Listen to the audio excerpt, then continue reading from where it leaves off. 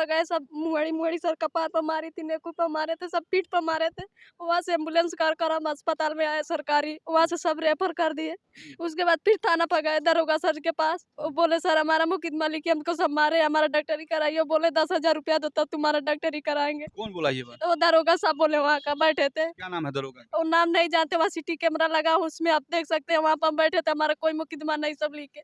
अभी हम मौजूद हैं गोरखपुर के एसएसपी कार्यालय पे। आप हमारे पीछे देख सकते हैं कि एसएसपी यहाँ बैठते हैं और तमाम फरियादी यहाँ जो है फरियाद लेकर के आते हैं, अपने-अपने थानों की शिकायत लेकर के आते हैं। जब थानेदार जब नहीं सुनता है तो एसएसपी के पास आते हैं। यहाँ देखिए ये बिमला देवी है।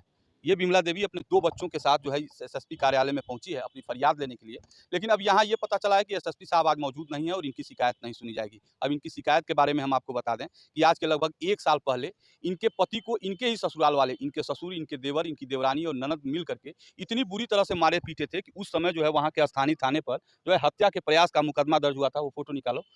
और आप ये देख सकते हैं कि इस फ़ोटो में जो है इनके पति को किस तरह से जो है मारा गया है, इनके सर पे कितने टाँके लगे हैं और उसके बाद जो है पुलिस ने आरोपियों को पकड़ करके जो है जेल भी भिजवाया था।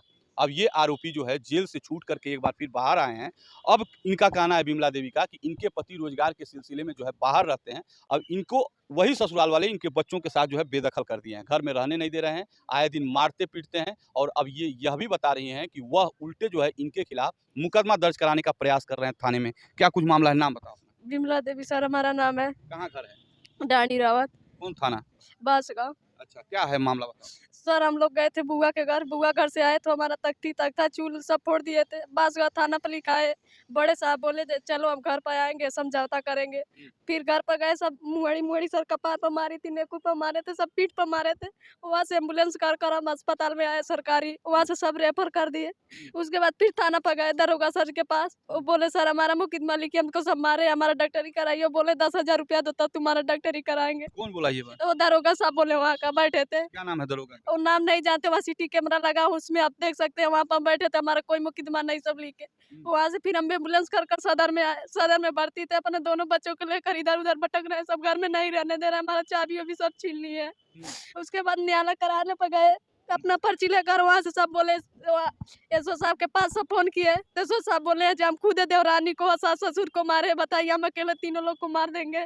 सब बोलती हैं तुम घर में केवल घुसो, तुम्हारे बच्चे का जब तक हाथ पैर नहीं तोड़ेंगे तब तक तुमको घर में नहीं रहने देंगे। ये बताइए हम अपने बच्चों को कहाँ लेकर जाए, हमारे पति को भी सब मार दिया, हमको भी मारे हैं, कुछ सुनवाई नहीं हो रहा है, कहीं पे नहीं सुनवाई हो रहा है हम लोग का। कितने दिन सदर अस्पताल में थे? 2 दिन हैं? 2 दिन अस्पताल में थे, 1 दिन कचहरी में सोए थे हम। हाँ। उसके बाद यहाँ पर आए, हम लोग का कोई कहीं सुनवाई नहीं हो रहा है सर। सब पैसा जहाँ पर मांग जाओ तहाँ सब पैसा मांगते हैं, हमारे पास पैसा नहीं है तो हम लोग का कोई सुनवाई नहीं हो रहा है। अभी एसएसपी साहब नहीं है, क्या लोग कहें यहाँ पे? अब सर नहीं, अब कल आएंगे, सर से मिलेंगे तो देखते हैं सर क्या कहते हैं हम लोग का। क्या चाह रही हो तुम? सर चाह रहे हैं जो हम लोग को न्याय मिले, हमारा हिस्सा बकरा सब ले लिया, पुश्तैनी जमीन था सब छोटी बहू के नाम पर कर दिए, अब घर में भी नहीं रहने दे रहे हैं, हम लोग कहाँ जाए 2-2 बच्चों लेकर। हमारे पति का अंगूठा भी सब काट ही दिए थे, कमाने खाने लायक भी नहीं छोड़े थे, अब कमा रहे हैं तो बोल रहे हैं घर में से भी निकल जाओ, तुम्हारे पति नहीं बनवाए हैं कमा कर, तुम्हारा हिस्सा बकरा नहीं होता है। हम आपको बता दें कि ये महिला जो है अपने ही घर से जो है प्रताड़ित है, घरेलू हिंसा की शिकार है।